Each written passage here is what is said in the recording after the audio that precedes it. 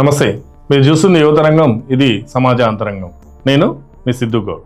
యువతరంగాన్ని ఆదరిస్తున్నటువంటి వీక్షకులందరికీ కూడా ప్రత్యేకమైన ధన్యవాదాలు. ఇప్పటి వరకు సబ్స్క్రైబ్ చేయనటువంటి ప్రేక్షకులు ఎవరైతే ఉంటారో వెంటనే సబ్స్క్రైబ్ చేయండి. అదేవిధంగా మీ అభిప్రాయాన్ని కామెంట్ రూపంలో తెలియజేయండి. గ్యాస్, పశ్చిమాసియాలో జరుగుతున్నటువంటి యుద్ధం మన ఇంటి దాకా వచ్చింది. మన గ్యాస్ పైన, మనం తినే తిండి పైన, ప్రతి దానిపైన ప్రభావం చూపిస్తుంది. నిజంగా గ్యాస్ కష్టాలు ఉన్నాయా? గ్యాస్ కష్టాలు వదంతులతో వస్తున్నాయా?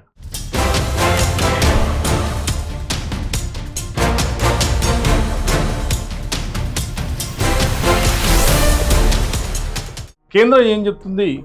మీడియా ఏం చెప్తుంది? సోషల్ మీడియాలో ఎలాంటి ప్రచారాలు జరుగుతున్నాయి? ఈ విషయాలు మనం తెలుసుకోవాల్సిన అవసరం ఎంతైనా ఉంది. గ్యాస్ కష్టాలు నిజాయితీగా చెప్పాలంటే ఇప్పటైతే లేవు. కానీ వదంతులతో వస్తున్నటువంటి సమాచారాలతోటి నివ్వరపోయి జనాలు పరేషాన్ అయ్యి బుకింగ్లు ఇక రాదేమో అని చెప్పి వెంటనే బుకింగ్ చేస్తున్నారు. ఒక్క మాటలో చెప్పాలంటే ఈరోజు 70 లక్షల బుకింగ్ చేశారు. యావరేజ్గా ప్రతిరోజు జరిగేటువంటి బుకింగ్స్ 20 నుంచి 25 వేలు ఉంటుంది. కానీ గ్యాస్ రాదేమో, ఇవాళ కాకపోతే 21 రోజు అంటున్నారు, ఇంకెన్ని రోజులు పడుతుందో అని చెప్పి భయంతో ఈ ఒక్కరోజే గ్యాస్ బుకింగ్స్ ఇండియాలో చూసినట్లయితే 70 లక్షలు అయినాయి. అంటే నిజంగా అసలు ఏం జరుగుతుంది తెలుసుకోవట్లేదు జనాలు. సోషల్ మీడియాలో వస్తున్నటువంటి అసత్య ప్రచారాలను నమ్ముతున్నారు.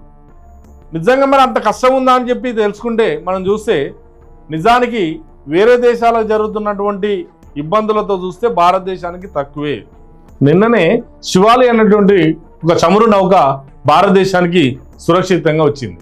నిజంగా అక్కడ జరుగుతున్న యుద్ధంలో వేరే దేశాలకు ఇబ్బంది ఉందేమో కానీ భారతదేశ నౌకలకు, ఇక్కడ రాయబారులు అక్కడతో జరుగుతున్న చర్చల నేపథ్యంలో చూసినట్లయితే నిన్న ఒక చమురు నౌక వచ్చింది. ఈరోజు నందాదేవి అన్నటువంటి చమురు నౌక వస్తున్నది.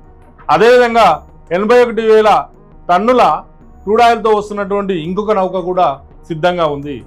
అర్ముజా జలసంధి దగ్గర 22 చమురు నౌకలు భారతీయ జెండాను పెట్టుకొని ఇక్కడ రావడానికి సిద్ధంగా ఉన్నాయి. వాటిని పర్యవేక్షకులు కూడా సమీక్షిస్తున్నారు. నిజంగా భారతదేశానికి రావాల్సిన చమురు కొద్ది శాతం తగ్గిందేమో కానీ చమురు కష్టాలు వచ్చేంత చమురు ఇబ్బందులు రాలేదు. కాబట్టి ఈ వదంతులు నమ్మకండి. ఈ వదంతులు నమ్మితే దాని ద్వారా అందరూ ఆశ్చర్యానికి గురై ఒకేసారి అన్ని బుకింగ్స్ పెంచి ప్రభుత్వాన్ని ఒక గందరగోళాన్ని నెట్టడం జరుగుతుంది. కానీ ప్రభుత్వం ఏం చెప్తుంది? మీకు కావాల్సినటువంటి చమురు నిల్వలు మా దగ్గర ఉన్నాయి, ఎవరు ఆందోళన చెందాల్సినటువంటి అవసరం లేదు, వదంతులను నమ్మకండి అని చెప్పి కేంద్ర ప్రభుత్వం చెప్తుంది. నిజంగా పెట్రోల్ బంకులు కానివ్వండి, ఎక్కడ చూడండి, అక్కడ నిజంగా అక్కడ నో స్టాక్ బోర్డులు ఏమైనా ఉన్నాయంటే లేవు. కానీ జనాల్లో ఉన్నటువంటి వదంతులు ఏవైతే ఉన్నాయో ఆ వదంతుల వల్ల అందరూ గందరగోళానికి గురై పెట్రోల్ బంకులలో కాడికి పోయి లైన్ కట్టడానికి ట్రై చేస్తున్నారు. లేదంటే బుకింగ్ల కాడికి వెళ్ళి అందరూ బుకింగ్ చేయడం మొదలు పెడుతున్నారు. నిజంగా భారతదేశానికి చమురు కష్టాలు ఇప్పట్లో లేవు. ఒకవేళ యుద్ధం అలానే కొనసాగితే, కొన్ని నెలల పాటు కొనసాగితే, అక్కడ అర్ముజా జలసంధి నుండి వచ్చేటువంటి చమురు నౌకలు భారతదేశం రావడానికి ఇబ్బంది అయితే అప్పుడు మనకు గ్యాస్ కష్టాలే కానీ, లేదంటే పెట్రోల్ కష్టాలే కానీ, డీజిల్ కష్టాలే కానీ మొదలవుతాయి. ఇప్పట్లో ఆ కష్టాలు లేవు. కాబట్టి భారతీయులందరూ కూడా ఖచ్చితంగా రియలైజ్ అయ్యి ఆందోళన చెందకుండా బుకింగ్స్ కూడా తమకు అవసరమైతే తప్ప చేయకండి. ఎందుకంటే మీకు ఇంట్లో ఉండి ఆల్రెడీ గ్యాసు, ఇంకొక గ్యాస్ను బుక్ చేసుకొని తెప్పించుకోవడం కంటే గ్యాస్ లేని వారికి ఆ గ్యాస్ అందితే వాళ్ళకి తినడానికి తిండి దొరుకుతుంది.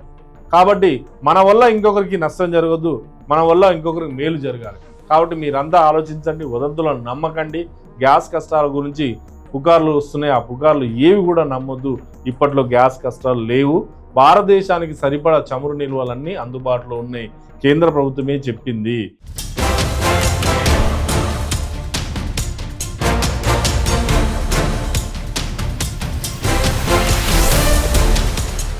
ఇక్కడనే ఇంకొక ప్రమాదం ఉంది. ఈ దళారులు ఎవరైతే ఉన్నారో ఆ గ్యాస్ సిలిండర్లను బ్లాక్ మార్కెట్కి తరలించి సొమ్ము చేసుకునేటువంటి ఒక ప్రయత్నం కూడా జరుగుద్ది.